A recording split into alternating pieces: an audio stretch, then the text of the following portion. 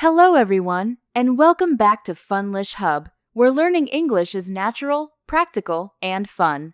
I'm Emma. And I'm James. It's great to have you with us again. Today's topic is something exciting, emotional, and honestly, life-changing. We're talking about living in another country. Oh, I love this topic. I think so many people dream about it at some point in their lives. Maybe they want adventure, better opportunities, new experiences, or simply a fresh start. Exactly. But at the same time, moving abroad can feel terrifying. You leave behind your family, your routines, your language, your favorite foods, even your favorite supermarket. Yes, people imagine the glamorous side first. They think about beautiful cities, interesting cultures, and posting photos online. But they don't always think about the difficult moments. Like standing in a grocery store for 20 minutes because you can't figure out which milk to buy. Laughs. That is so true. Or trying to open a bank account and understanding absolutely nothing the employee is saying. I once spent nearly an hour trying to explain to someone that my apartment shower had no hot water. I didn't know the word for water heater, so I kept saying, the shower is emotionally cold. Laughing? Emotionally cold? That sounds poetic. It did not solve the problem, though. Well, that's the thing about living abroad. It forces you to become creative. Your language skills improve because you have no choice. Absolutely. You stop worrying about sounding perfect. You focus on communicating. And honestly, that's when real learning begins. I agree. I think many language learners are afraid to make mistakes, but mistakes are actually part of building confidence. Definitely. And people are usually kinder than we expect. Most people appreciate the effort when you try to speak their language. Yes. Even if your grammar is imperfect, your effort creates connection, and connection is really the heart of living in another country. That reminds me of my first week abroad. I felt incredibly lonely at first. Everything looked unfamiliar. I didn't know anyone.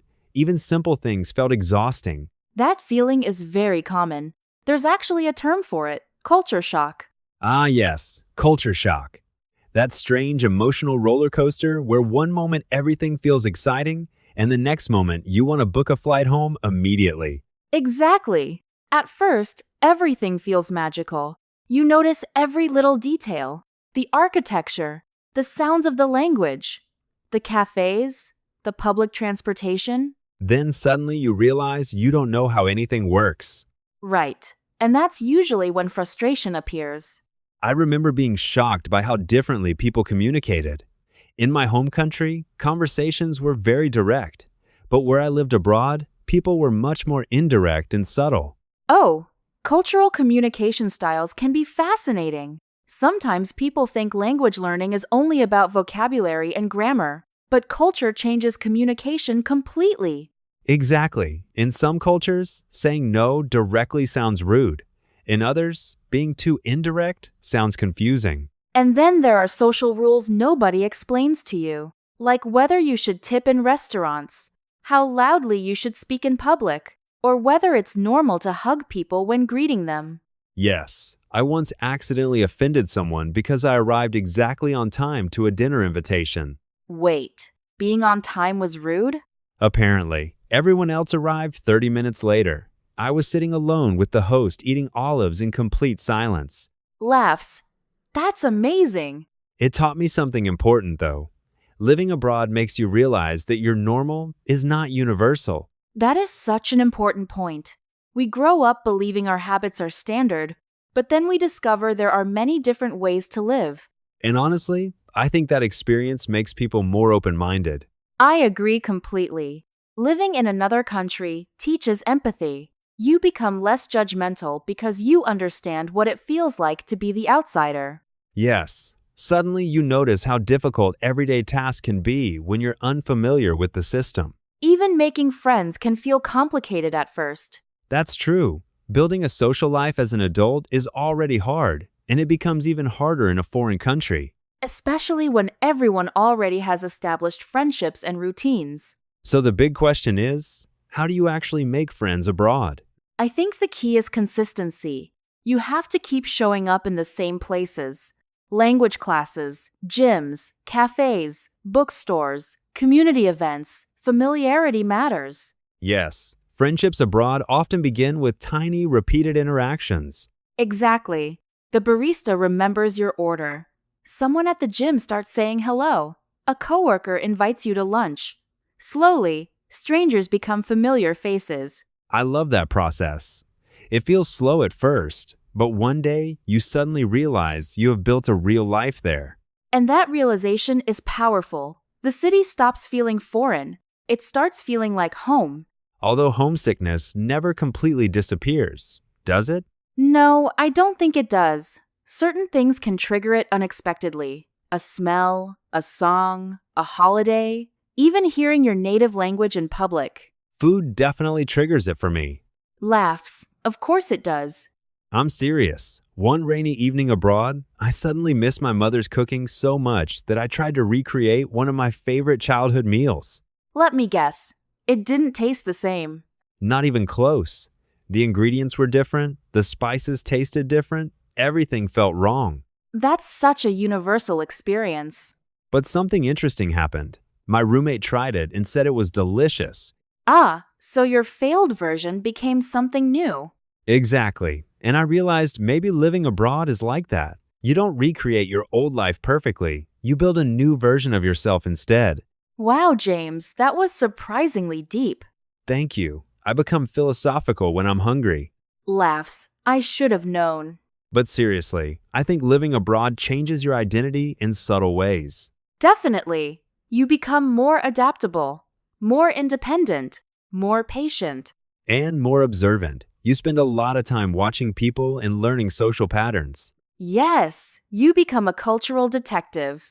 I love that phrase. A cultural detective. Because every day you're decoding behavior, how people interact at work, how they express emotions, how they solve problems. Speaking of work, that can be another huge adjustment. Workplace culture differs enormously between countries. Absolutely. In some places, workplaces are very hierarchical and formal. In others, employees call the boss by their first name and joke together constantly. I once worked in an office where everyone left exactly at 5 p.m. Not 5:02, not 5:10, exactly 5. That's actually impressive. The first day, I stayed later because I thought it looked professional. Then the security guard came and asked why I was still there. Laughs. He probably thought you were lost. Honestly, I was. Another interesting thing about living abroad is how it changes your relationship with language itself. What do you mean? Well, when you live in another language every day, you start noticing how language shapes personality.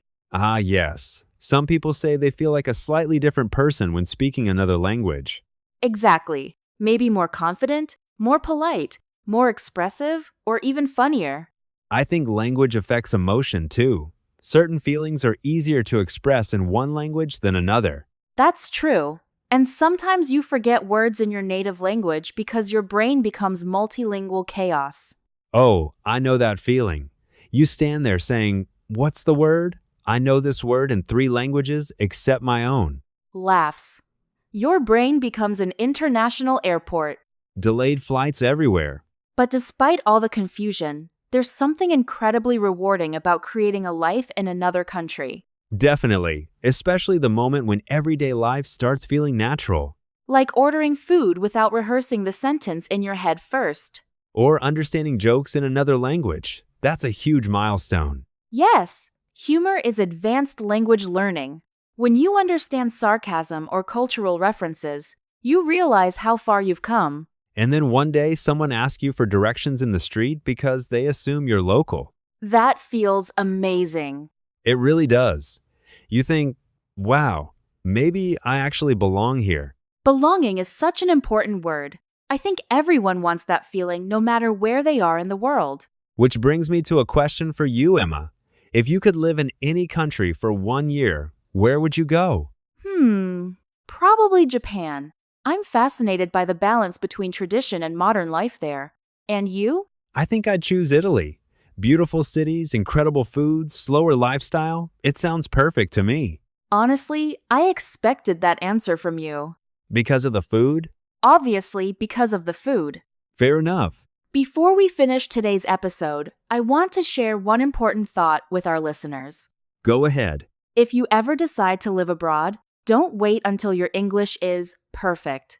Perfection is not the goal. Communication, curiosity, and courage matter much more. I completely agree. Some of your best memories will probably come from imperfect moments. The misunderstandings, the funny mistakes, the awkward conversations. Those moments become stories later. Exactly. And honestly, those stories make life richer. Well said, James. Thank you. I've been emotionally warmed by this conversation. Laughs. Unlike your shower. Please don't remind me. All right, everyone. That's all for today's episode of Funlish Hub. Thank you so much for listening and practicing your English with us. We'd love to hear from you. If you could live anywhere in the world for 1 year, which country would you choose and why?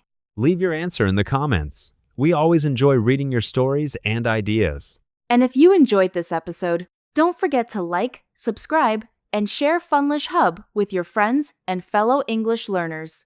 Keep exploring, keep learning, and keep being brave enough to step outside your comfort zone. Until next time, take care, everyone. Bye, everyone. Bye-bye.